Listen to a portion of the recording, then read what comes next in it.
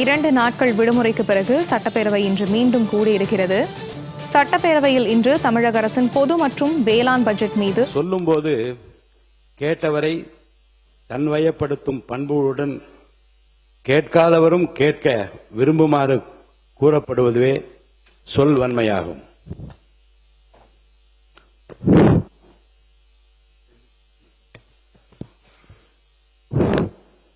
இரங்கற் குறிப்பு. தமிழ்நாடு சட்டப்பேரவை முன்னாள் உறுப்பினரான திரு மா. சுப்பிரமணியன் என்கிற கோமுகி மணியன் அவர்கள் 6/2/2026 அன்று மறைவுற்ற செய்தியினை இப்பேரவைக்கு வருத்தத்துடன் தெரிவித்துக் கொள்கிறேன்.